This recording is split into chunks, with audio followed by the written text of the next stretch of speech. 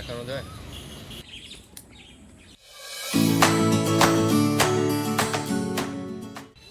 দর্শক আসসালামু আলাইকুম, বিডি গার্ডেনিং চ্যানেলে আপনাদেরকে স্বাগত। বন্ধুরা, আপনারা যারা আমার পেজের সাথে পরিচিত তারা দেখবেন যে গত সপ্তাহে আমি একটা লিচু গাছের কলম করেছিলাম, হ্যাঁ, যেটি শুধু কলম পর্যন্তই দেখানো হয়েছিল। আজকে আপনাদেরকে দেখাবো এটার আপডেট ফলো আপ ভিডিও। কী পরিমাণ শিকড় আমি যদি একটু দেখাই যে কী পরিমাণ শিকড় এটাতে এসছে। আজকে আমি এই গাছটি প্রতিস্থাপন করব একটি টবে, যেহেতু এটি ছোট। আমি প্রথম অবস্থায় এটা একটা টবে লাগাবো, দেন হচ্ছে পরবর্তীতে এটা মাটিতে লাগাবো। আপনারা যারা আগের ভিডিওটি দেখেননি তারা চাইলে আমার পেজের ডিসক্রিপশনে লিঙ্কটি দেওয়া থাকবে, আপনারা চাইলে সেখান থেকে পূর্বের ভিডিওটি দেখতে পারেন যে কীভাবে আমি এটিতে কলম করেছিলাম, কীভাবে বাকল সরিয়েছিলাম বা কী কী দিয়ে আমি এটি প্রতিস্থাপন করেছিলাম।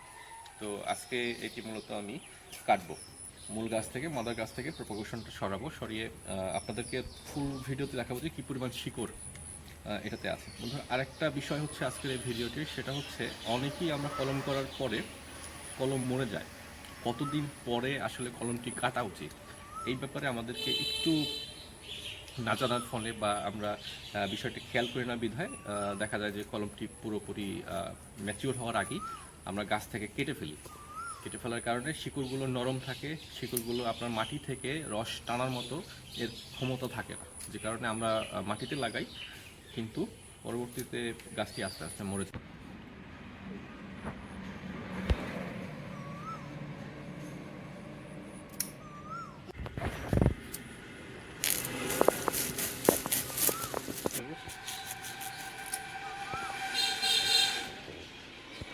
দেখাবো না।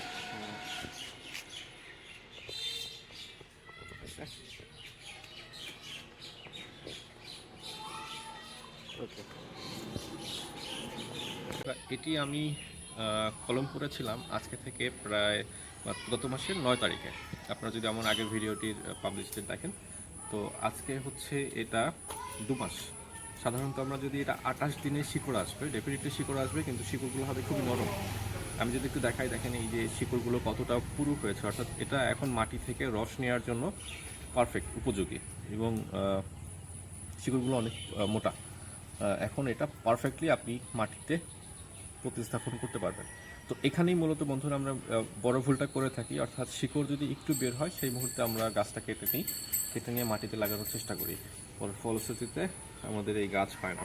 তো এটাই হলো বন্ধুরা আমাদের আজকে দেখানোর কারণ, যে আপনারা অবশ্যই 2 মাস, যতদিন না পর্যন্ত আপনাদের এভাবে শিকড় না আসবে ততদিন আপনারা মাদার গাছ থেকে আপনার কলমের ডালটি, প্রপোগেশনের ডালটি কাটবেন না। তো বন্ধুরা, আমি এখন এটা টবে অথবা মাটিতে যেখানে আমি ভালো মনে করি লাগাবো। নিচে সরো, তোমার গায়ে ময়লা পড়বে।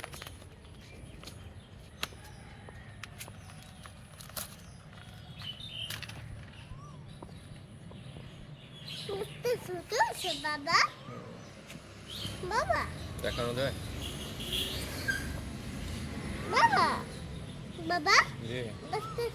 এই অবস্থা একটা ছবি তোলো তো, পাশে মনে এসেছে।